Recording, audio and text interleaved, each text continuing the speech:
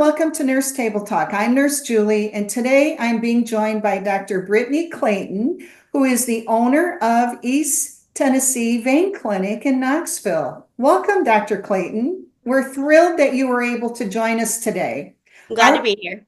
Our topic is going to be on vein disorders and possible treatment for them. Specifically, we would talk about varicose veins. How does that sound to you? That sounds great. So let's get started. So Dr. Clayton, maybe we can start off with you telling us a little bit about you. Okay, sure. I was raised in Knoxville and am a Tennessee grad, and I went to medical school at the University of Tennessee, though in Memphis. I originally trained in ophthalmology and am actually a board certified ophthalmologist, and then decided to change my focus to veins. And I changed that in 2020. And I started learning with Dr. Andrew Douglas, who is the previous owner of East Tennessee Vein Clinic. Trained with him for over a year, and then I bought the practice on his retirement. I am also now board certified in phlebology, which is the practice of superficial venous disease, as well as some lymphatic medicine as well. I am married and I have an 8-year-old son, 2 dogs who are like my children. And I've met them. Yes. And let's see, what else do you want to know about me? That's great. That gives our viewers a little bit about you. And you have a very personable, excellent in customer service clinic, I might add. Thank you. And you're the best of the best, and that's why I'm just thrilled to have you here today. So let's start off with telling our viewers, like, what is a varicose vein? Sure. Well, as I tell every patient on their first initial visit with us, their initial consultation, I like to kind of explain sort of what's the difference between a normal vein, a varicose vein, and a spider vein. Those are kind of the main questions that we deal with. Okay. So I'll kind of give you my spiel that I give to every new consult, if that's okay. You stop. That's great. So we'll start with just some basic normal anatomy. We all know that the heart pumps the blood out to our body through our arteries, and it's our veins that bring our blood back up to our heart. But what a lot of people do not realize is that it is not actually our heart that pumps the blood in our veins. It's actually our calf muscles. So every time that we move, step, squeeze our legs for any reason, that's what gets the blood coming back up to our heart. When we're sitting still, like you and I are right now, there's not a lot of blood getting to the heart, and that's normal. And as soon as we do move, even just a little bit, it's very efficient at pumping the blood back to our heart. When it does that, of course, it has to work against gravity. So what veins have that make them unique compared to the arteries is that they have small one-way valves, kind of like our heart valves, but they're a little different. And every time those calf muscle squeezes, those one-way valves open up, they let the blood go up our leg, and then they close and they hold the blood up. And that happens over and over and over again through every valve up our leg, up and back until it gets to our heart. That's what's supposed to happen. When we have either varicose veins or spider veins, we typically have a genetic problem with those one-way valves. Not everybody does, but the vast majority of patients do typically have a genetic problem. And so what happens is that those one-way valves, they still open fine, but they don't close very well anymore. And so they start to leak, basically. Right. And so the blood goes up the leg like it should, but then it falls right back down every time we move. Being genetic, it typically starts pretty early in life, but we have hundreds of these valves from our teeny tiny, almost microscopic veins all the way up to our largest veins, and they don't all go bad at one time. But over the course of the years, more and more of them start to fail, and as that happens, it's allowing more blood volume to be pooling in our legs with gravity. And as that happens, our veins are very elastic. Our veins are meant to kind of expand and contract depending on how much we're sitting. And so they're really made to kind of be a reservoir for our blood. And so just naturally, as more blood is there, our veins will expand and dilate. And they start to look like kind of a water balloon, basically, where they'll just stay stretched out. And so they'll sometimes get large enough that we actually can start to see these veins. Now, what a lot of people don't know is that we actually can have a lot more varicose veins than what people see just looking at their legs. We think of varicose veins as kind of the ropey, bulging veins that run down people's legs. And that's true. Those are varicose veins, Right. but we can actually have a lot more veins than what meets the eye. And so we have to look with an ultrasound to truly tell how our veins are functioning. Now, we have a range of size of our veins. Our smallest veins, if those valves go bad, they become what we would call a spider vein when they stretch out. A larger vein, when it stretches out, they become what we would call a varicose vein. There's actually a medium-sized vein called a reticular vein as well. So it's kind of a small, medium, large, but it's really just a continuum of spectrum of problem, really. Um, Okay. but but that's really the main thing that causes a varicose vein. Now, eventually, our body starts to respond to those veins like they're injured. They're not injured; they're just stretched out. But our body doesn't really tell the difference very well, and so it brings all these inflammatory chemicals kind of all around the veins, trying to heal the injury, if you will. Yeah. But they're Right. not injured, so there's nothing Yeah. to heal. Yeah. But because it doesn't actually fix the problem, it never really goes away. And so we actually get kind of long-standing chronic inflammation around stretched out veins, especially the larger veins, especially varicose veins. And that's why we tend to get symptoms from our varicose veins. And I was going to ask you about the symptoms Mhm. that somebody might feel. Yes, absolutely. Really, there's a wide range of symptoms, and they're not specific to varicose veins, but anything from leg aching, cramping, heaviness more than normal, more fatigue at the end of the day, itching, burning, things like that, and a swelling as well. Restlessness can also be a problem with varicose veins. So there's a myriad of symptoms really that patients can experience. Typically, we say that varicose veins are more symptomatic than spider veins. That's not 100% true. Spider veins can absolutely be symptomatic, but it typically is more localized to where the larger clusters of spider veins are. And we might get some stinging, tingling, burning, and those sensations in those areas.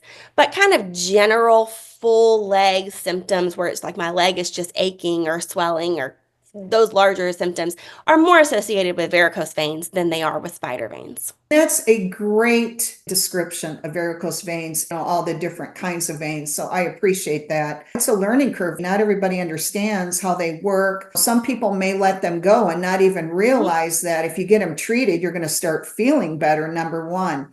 So my next question, when somebody doesn't live in Knoxville, how do they start by finding a provider? I mean, you mentioned you were certified. Is that Yes. what they should do, is look for somebody that has those qualifications? There are two main areas where I would start to look for somebody who would be very qualified to do any kind of superficial vein disease, and that yes, there is a board certification that you can Google and you can find. There's also a society. It's the American Venous and Lymphatic Society, the AVLS, and there are many people who are members of that who may or may not actually be board certified. Phlebology is a very interesting specialty in that it's relatively new in the state of medicine. It's been around about 20 years as a specialty. And before that, it was kind of treated piecemeal, whether by a vascular surgeon or, interventional radiology or whoever might have treated it. And so, because of that, we're still kind of in a growing phase with Okay, phlebology, and there's not as many training programs or things like that. Now they're becoming more and more of that. But many people, such as myself, who practice phlebology started off doing something different, whether right, that was general medicine or a cardiologist or a vascular surgeon. We used to have dermatology, again, interventional radiology. I mean, it's a long list. And so right, not all of them have chosen to become board certified in phlebology because they're already board certified in something very similar. right. So both, to kind of go back to your question, both areas are great places to look for vein specialists because they can kind of help you compare and contrast who's in the area. But word of mouth, you can start asking people where they go. I mean, Absolutely. I asked my providers and they recommended me to you. And I also had friends that have been to your facility. So that's kind of how I learned. Oh, absolutely. Googling is great. I mean, Yeah, searching. Also, as you said, your primary care doctor, they right. have lots of patients who probably they've had to refer somewhere and they know kind Right. of their experiences from that. So it's another great resource. Absolutely. Right. And moving on from that question, I'm Mhm. going to have Dr. Clayton's contact information in our description.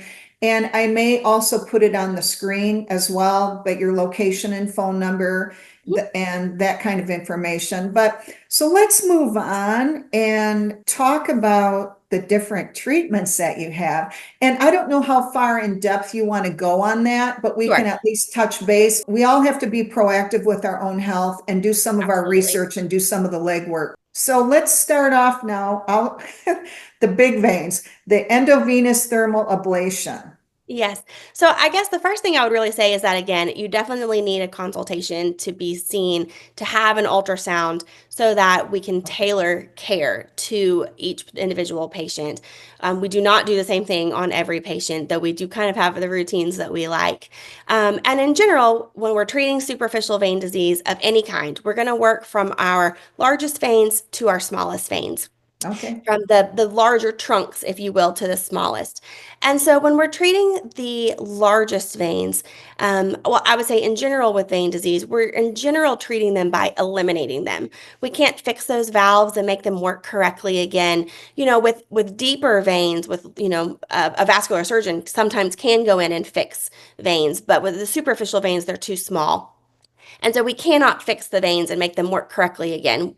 So what we do is we actually get rid of them in one way or another.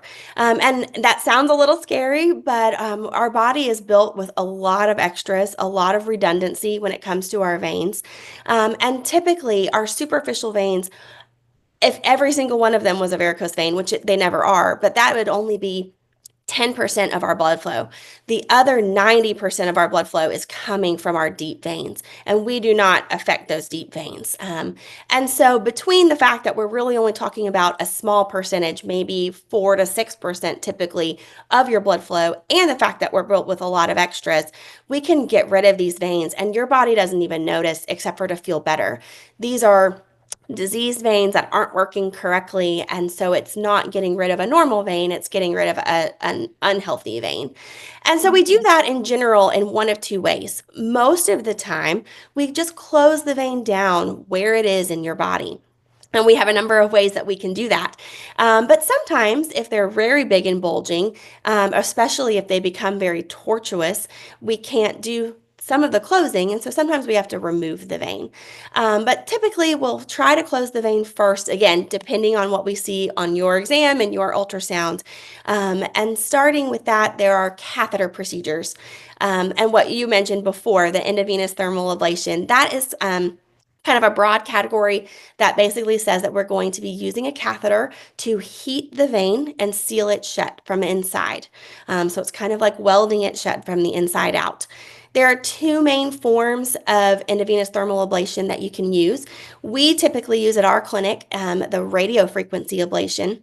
But there's also, we sometimes we do use a laser ablation as well. And the main difference is really the type of heating element that we're using. Is it a light energy versus a microwave energy?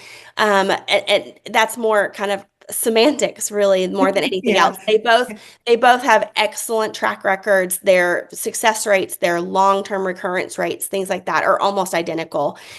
So really, that's something that is not necessarily something that patients should probably really be focusing on. Which one of those do I need? Kind of probably whatever your provider would be comfortable with. That's what I would recommend. In my own experience, in my practice, I typically find that patients who have the laser have a little bit more bruising afterwards and a little bit more post-procedural pain. Not severe, but just a little bit more. They're taking a little bit more ibuprofen afterwards. And that's one of the reasons that we kind of switched for most of our patients to the radiofrequency ablation. It's again, it works just as well, and yet it's a little bit less soreness afterwards, a little bit less bruising. You get back to kind of your normal activities just a little bit quicker. But either way, it's an in-office procedure. that we do at our clinic. We typically use a little laughing gas and a little nitrous oxide so that you're comfortable and relaxed when we're doing the procedure. We take a few minutes to get everything, sterilely draped and set up and everything, but the procedure itself will only take about 10 or 15 minutes to do, depending on the vein that we're treating. Um, we will ask everybody afterwards to go home with a bandage on their leg. We will wrap their leg before they leave, ask them to sleep in that bandage, and then the next morning they can take it off. You can go back to pretty much full activities.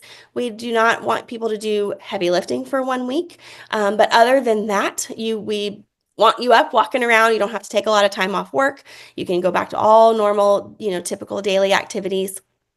There is actually another procedure that we do that is a similar type of catheter procedure of closing the vein down, but it doesn't use heat. It actually uses a glue, a cyanoacrylate glue. And it is called Venous, and it's been around about 7 years in the United States now. And we are a little bit slower in implementing it. I will say some people started using it 7 years ago and have kind of done that learning curve that we were kind of waiting on. So we more recently have started using that. But it's great for some patients who really can't tolerate the thermal ablation.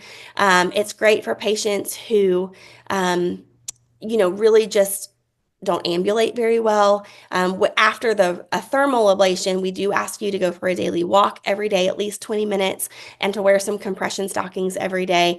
With the Venous, you actually don't have to do those things. They're encouraged, but you don't have to. So there are pros and cons for both.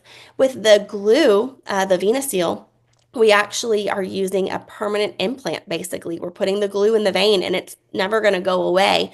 They've been doing it in medicine for decades, whether that's, in our brain, they'll glue aneurysms or things like that. There are many applications in medicine where it's been around a long time. And so that's an alternative. Not everybody is a candidate for Venous because there are some people who are sensitive to glue or have allergies to the Right, glue.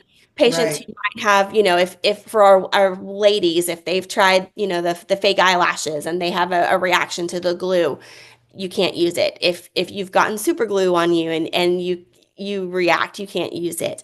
So people who have, dermal issues, whether that be psoriasis or just kind of eczema type changes, not ideal patients for the Venous.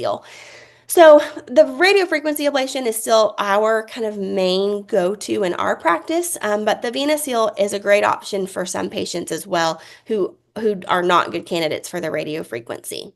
So Okay, that's something that we can all talk about as again in a consult, um, okay, and go from there. The next okay. that we would do, if you needed it, would be to actually do what's called a microphlebectomy or an ambulatory phlebectomy. They're synonymous terms. And that's where we're actually removing the vein. So that is an area where we would, for patients who have large bulging veins that are very obvious on their legs, we would remove that vein. We do that again in the clinic. Nothing that we do is something we have to go to a hospital or go to a surgical suite or anything for.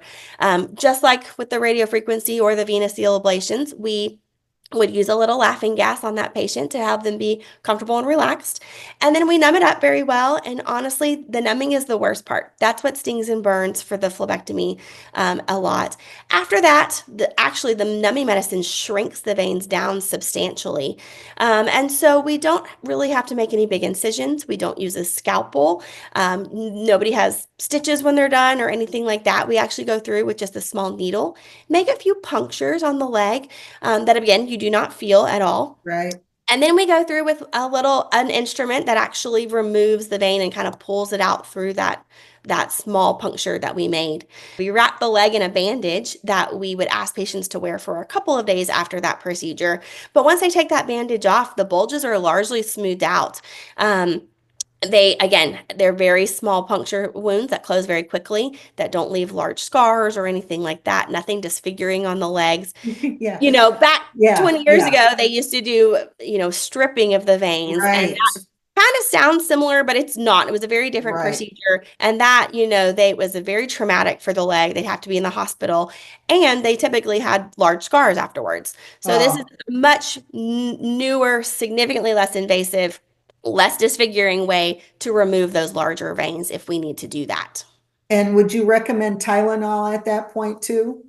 Absolutely. Or if Depending you on, can depending tolerate on, it, an ibuprofen or any other kind of anti-inflammatory medicines work great as well for that kind of a yeah. pain. Hmm. I just wanted to bring that up so people have a good understanding Yes, of the pain control during, for the procedures. It's not surgery, absolutely. It's but you not like, surgery. And right, really, everything we do, you'll be a little sore afterwards. What I usually tell patients is that you'll feel like maybe that you did a good workout or kind of pulled a muscle. It'll be sore and achy, crampy, kind of, stiff sort of feeling, but it should not be something that was so severe you couldn't walk or work or do your normal right. activities. And just like if you did a strong workout, the more you're walking around working it out, the less you'll feel sore. Okay. So it should be something that you should be able to take over the counter pain medication of choice, whether that is, an NSAID or Tylenol, and be comfortable and be able to work. It should not be so Okay. severe that you wouldn't be able to continue your normal activities. The other sclerotherapy. Yes. So our final stage in cleanup, in treatment, I should say, is typically what we would call our cleanup stage. And that is that for patients who are not candidates or who have already had other treatments, such as the radiofrequency or the phlebectomy, there's usually still some veins left. And some patients don't need either of those and they just need sclerotherapy. So with kind of our last stage of main treatment for the larger varicose veins, is to close any remaining veins down with injections of a solution that actually shrinks the vein and causes it to kind of stick to itself and shut down. That does not work instantly perfectly like the first procedures do that are done immediately when as soon as you get off the table. But because of that, it will last over several days that will start working. The medication does. And it doesn't work perfectly instantly. It doesn't work consistently all the way across the veins. And so we always have to repeat the injections about a month later or so. Depending on how large the veins are, sometimes we have to do several sessions. But with that, it's just a series of injections. We will numb it up before we go. We inject the medicine, and we can see the medicine on the ultrasound screen. So we do everything by ultrasound guidance. We know exactly where we are so that we're injecting into that vein only. And we are, can be very safe for those injections. And then we'll just kind of follow and work our way up and do a series of kind of numbing, inject, follow on the ultrasound until we get all of the rest of the veins treated. And that includes spider veins as well. So spider veins it's a similar name. It's both sclerotherapy, which basically just means injecting a sclerosant or a type of medicine to close the veins down. Okay. With varicose veins, we use ultrasound guidance, and that is actually still something that insurance covers. Everything we've talked about so far is something that, depending on the patient and symptoms and the sizes of the veins, but overall are something that insurance covers. Spider veins are considered more cosmetic. Insurance does not cover for that. But with that, they're much smaller veins, and so we use a much smaller needle. We use much smaller amounts of the medicine. We don't use the ultrasound. It's just visually what we see on your legs. But it is a series of injections, and just like with the large veins, they usually have to be repeated a few times. Well, I think you've done a wonderful explanation. I was on your website and I saw that 30 to 40% of the population has some sort of vein disorder, varicose veins or something. And Yes. I thought that was pretty impressive because a lot of people don't even maybe know until, like you said, the symptoms start showing up and then they're wondering, what the heck? What's going Yes. on here? Hmm. You Yeah, know? absolutely. It's actually extremely prevalent in the population, whether Yeah, it is just simply spider veins, as you say, or more complicated. But right. it's something that a lot of people deal with, and they don't realize necessarily that we do actually have great treatments. A lot of people don't really realize how much insurance truly does cover for these treatments. I think, let's say, a generation or two ago, insurance didn't cover for this very well. The only treatment they really had was stripping, which was invasive and difficult. And so a lot of people didn't have treatment. And I think we still see that today, that a lot of people have that misconception of what Right. vein treatment is like today. Right. I mean, I have family members that had stripping back Mhm. in the day. It was kind of like barbaric in a sense. It wasn't, but it just was so awful. It was substantially more invasive, more painful. They took It, out a lot of the vein at one time. yeah, And it, what we have really learned is that the body does much better if we treat it in segments, in stages, rather yeah, than trying to do all at one time. It sounds great right, if it would just be one and done, and yet it's much too difficult for the body. right. So we don't And really do I, that anymore. yeah, no, it's amazing how well the treatments have progressed through the years. And again, that was long time ago, but I remember seeing some of my family members healing and they were just in a lot of discomfort. I just remember that. So, but what you shared today is just awesome. So we talked about pain control, compression hose is important. Yes. So, something to know in general about varicose veins and treating varicose veins and spider veins is that, in general, with treatment, we do recommend a usually knee-high compression stocking for every patient. Even before we do treatment, actually, every insurance will require us to do a conservative trial with a stocking. And so do have a lot of patients who come in and want to be treated right away, and we have to tell them, actually, we have to wait. We have to try the stocking first. Um, and what we find is that for people who have varicose veins, symptoms tend to get better wearing the stockings, and yet nobody's going to want to wear those stockings all day, every day for the rest of their lives. And so Right, insurance understands that that's not a viable long-term option for most people. Some patients would rather not have treatment and would love to wear the stockings, and that's great. But most patients want the relief and to not be so dependent on stockings. right, And so we use the stocking trial from the insurance to kind of say, you're having symptoms, but leg symptoms are non-specific. Sometimes they're very obvious that they're just in the same exact area as a prominent vein, and we can very well correlate it. But other times, other issues can be going on, whether that's arthritis or electrolyte, disturbances or things like that. So having that stocking trial can kind of help differentiate of, are your symptoms coming from a vein problem or are they coming from something else? right, And then, so that's kind of the pre-trial, if you will, and that's usually just for a week or two. But then afterwards, with each treatment, the stockings are very important post-procedure.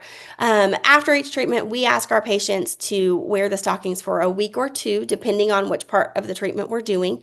And that's for three main reasons. It does actually help compress the veins down and so help the treatment be more effective.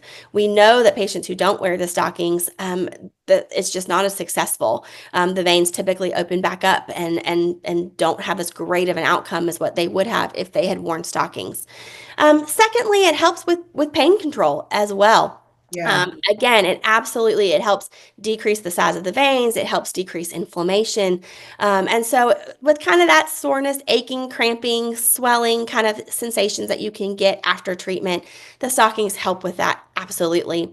The third reason we ask you to wear stockings is because it actually helps decrease your risk of having a blood clot. A blood clot is the single biggest risk of having veins treated. It's still very low risks overall, depending on what procedure you have. We can always talk about statistics, um, right, right, but it's a low risk for the average population. And yet, wearing the stockings helps lower the risk even further. So right, it's something that we would recommend. If patients are high risk for having have a blood clot, or if they've had a blood clot in the past, they can still have their veins treated for the most part. We always, again, will determine that by ultrasound of how their blood flow is functioning now. But it's not a contraindication to having their veins treated. But it might be something that we do things a little bit differently, or maybe use a little blood thinner to help prevent making sure we don't get a second blood clot in the future, as well as wearing the stockings. So we will, again, that's patient dependent, but absolutely the stockings are very important after every treatment. right.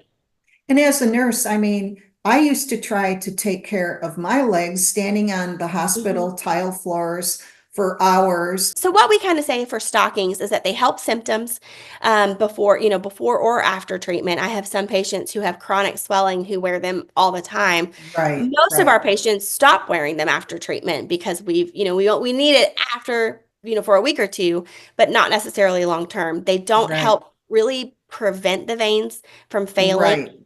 right, So right. for to go back to your question about a job, it can absolutely help symptoms at the end of a long day if you're standing for long periods of time. Right. But we can't really say based on research that it truly definitively prevents varicose veins from forming. Well, is there anything else you want to add to our conversation today? It's been that we didn't cover. I mean, your office has great follow-up support. Oh, one other thing we didn't talk about is there a time of year that you would recommend having this done? We didn't talk about that. That is a great question. Nurse Table Talk. Save time, save money, be informed. Thanks for watching.